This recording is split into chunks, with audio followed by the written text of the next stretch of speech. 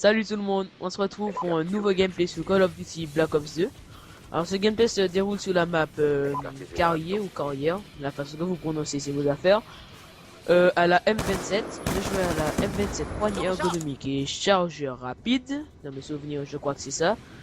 Je jouais avec les accessoires Phantom, Robustesse et Ingénieur. Je compte envoyer ce gameplay à CODQG et aussi à Darkna pour la sélection de Darkna. Donc merci à vous si vous l'uploadez. Alors pour commenter ce gameplay, j'avais pas trop envie d'être tout seul, mais je suis avec quelqu'un que vous allez retrouver assez souvent sur ma chaîne, car je risque de souvent jouer avec lui ou de commenter avec lui. Donc je te laisse te présenter. Alors c'est Young97 hein, et comme il vous a dit Stan, ben j'aurai l'occasion de commenter 2-3 vidéos avec lui. On dit moi joue avant, Malivé. Ah tu me fais pas chier hein. Alors dans cette partie je fais un assez bon score. Donc, je vous dis déjà je vais pas mourir de la partie, mais après est-ce que je vais faire le titre nucléaire, vous le saurez à la fin de la partie. Et je jouais avec les Score Streak, Aéronef Furtif, Warthog et l'Audrey Star. Alors l'emblème nucléaire, il s'obtient à exactement 30 kills. Donc ça fait 4 kills, 4 kills, excusez-moi, 6 kills ou 5 kills de plus pour ceux qui jouaient avec détermination ou pas sur MW3. Donc moi je trouve que c'est assez dommage parce que on va dire pas se péter la tête, mais c'est un peu plus chaud à obtenir que la MOAB sur MW3. Faire 30 kills d'affilée sous ce jeu, c'est déjà pas hyper facile. En plus on fait 30 kills et qu'est-ce qu'on obtient, j'ai ce titre quoi. Donc est-ce que ce ne serait pas mieux, est-ce que ce serait pas plus plaisant d'entendre le petit minuteur de la MOAB, enfin, du NUC quoi. Donc moi après c'est mon avis, ça m'aurait plus fait plaisir d'obtenir une NUC que d'obtenir juste un emblème quoi. Je sais pas qu'est-ce que tu en penses, mais sincèrement moi ça me déçoit un peu. Ben c'est clair mon gars, hein. Faire 30 kills d'affilée pour te filer un emblème, voilà quoi, ça le fait pas hein. J'avoue que quand par exemple lors de nos premiers MOAB, le stress était présent et on voit d'abord la petite icône de la MOAB s'afficher, là le stress redescend et quand on en voit, ben on sourit, on entend les garager, c'était magnifique quoi. Donc après ça va me manquer quand même quoi. Aussi, ce qui n'est pas aussi facile que sur MW3. Certes, sur MW3, comme sur tous les Call of Duty, il y avait des campeurs. Mais là, je trouve quand même que la communauté campeur, c'est même pas de la temporisation pour moi. Franchement, c'est de la camp pure et beaucoup plus présente sur ce jeu. Donc, je sais pas qu'est-ce que tu en penses toi. Mais moi, franchement, des fois, ça m'énerve quoi. Je vais pas rager, mais ça m'énerve. Ben ouais, ben un campeur qui te tue, ben tu vas pas rigoler comme un connard et puis ouais, c'est clair que c'est toujours chiant mon gars. Ouais, mais bon, après, il y a différentes réactions. Il y a certaines personnes qui sont prêtes à péter leur manette, là, d'autres que... Non, faut pas abuser non plus.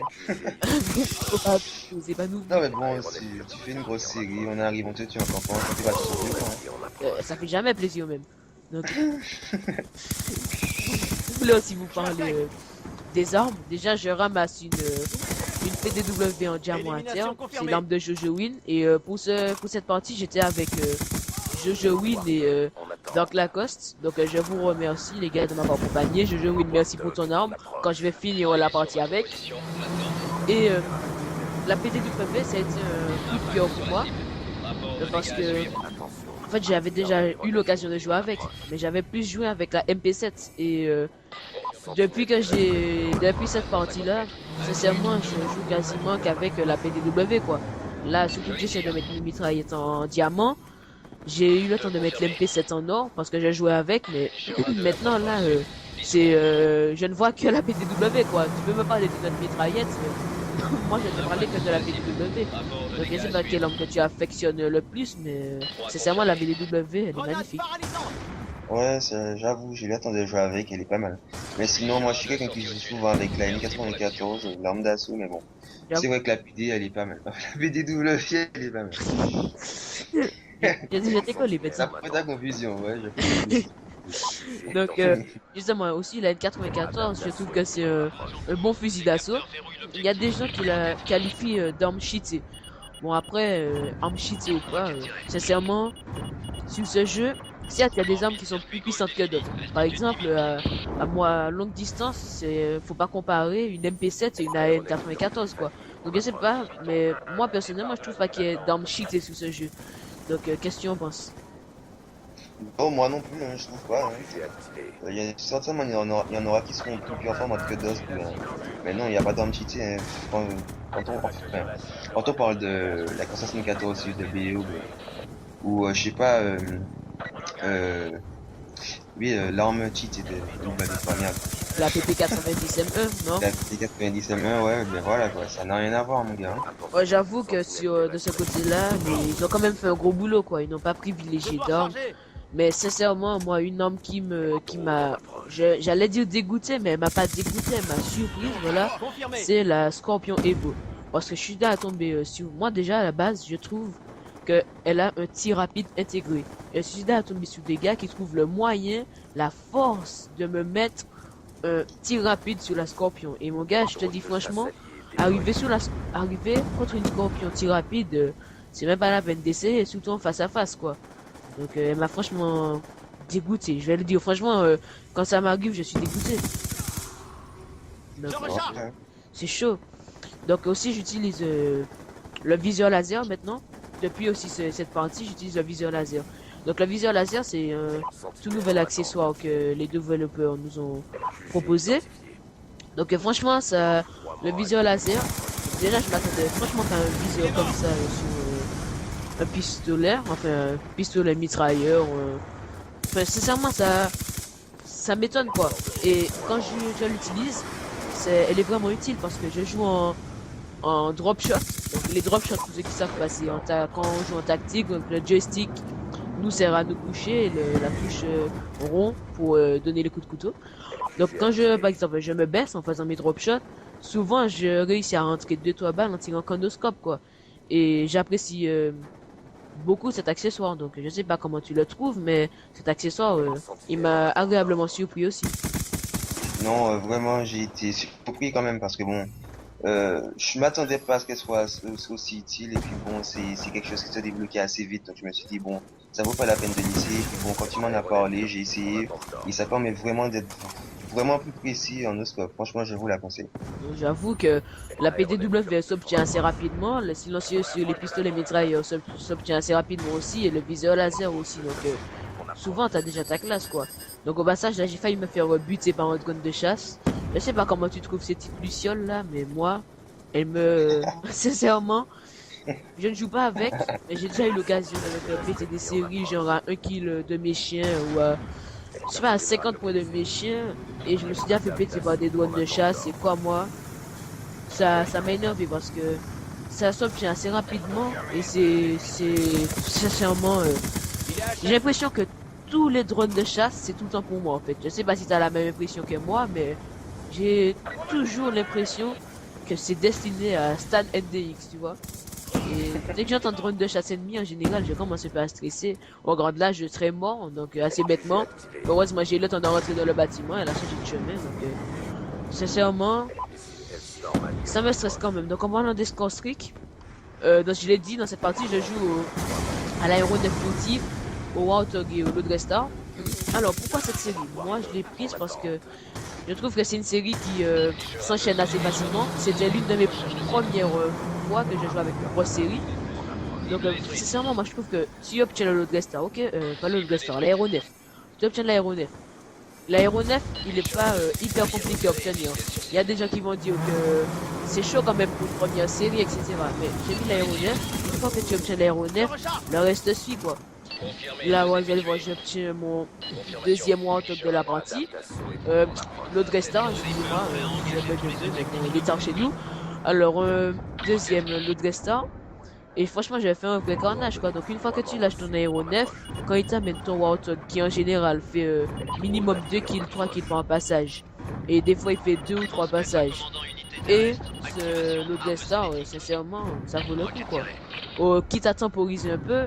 Donc je sais pas avec quel score stick que tu joues, mais Non, moi, je les bon, conseille. je joue avec quoi? Moi, je joue avec Avion Espion, Missile Storm, Dragonfire. Bon, ça fait un moment que j'ai pas joué. C'est vrai que c'est assez facile à débloquer. Vous allez dire que ça fait un peu noob, je sais pas. Mais bon, c'est vrai que c'est ce que j'utilisais quand j'ai débuté BO2. Et comme ça fait un moment que j'y ai pas trop joué, donc voilà, quoi. Mais faut pas Après, s'y mettre sérieux, là. je vais essayer tes séries, ouais, ouais. Ouais, Comme dit, sincèrement, je te les conseille. Donc, par contre, pour les obtenir, mec, faudra pas. Toi, t'as tendance à foncer dans le tas, donc faut que t'apprennes à temporiser, quoi. j'avoue.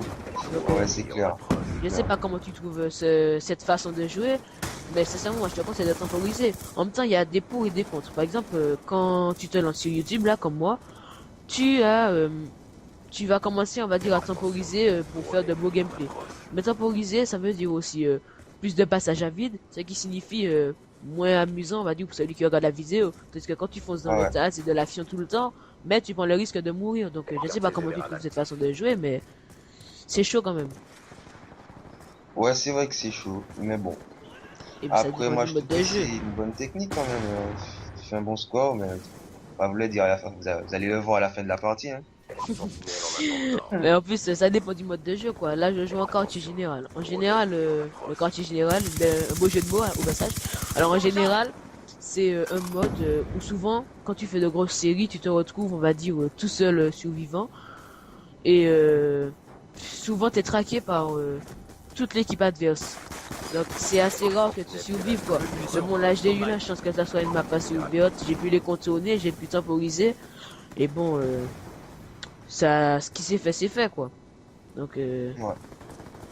sincèrement, cette façon de jouer, je te la conseille. Après, ça dépend des atouts. Parce que je jouais avec Phantom, Robustesse et Ingénieur. Ingénieur, parce que j'en avais marre, tout simplement. J'en ai marre des, euh, tout ce qui est Betty, parce que la Betty, je la trouve abusée. Et en même temps que je le dis, il y a un gars qui vient de faire une double à la Betty. Donc, la Betty, pour moi, c'est trop abusé, quoi. Je sais pas qu'est-ce que tu en penses, mais c'est abusé. Ouais, mais c'est clair, hein, à peine tu passes, elle pète, n'importe quoi. J'avoue que contrairement à MW3 où tu entendais le petit tu l'entendais se déclencher, tu avais le temps de te baisser, mais là le temps que l'information passe des oreilles au cerveau, elle a le temps de péter sur toi, donc t'es comme un con. J'avoue. Sur Phantom aussi, par contre, ça m'a déçu parce que avant, quand t'avais Phantom dans Black Ops 1 ou Assassin dans MW3, c'était rare que tu te fasses vivant, quoi. C'est franchement si tu passes devant un ennemi, etc.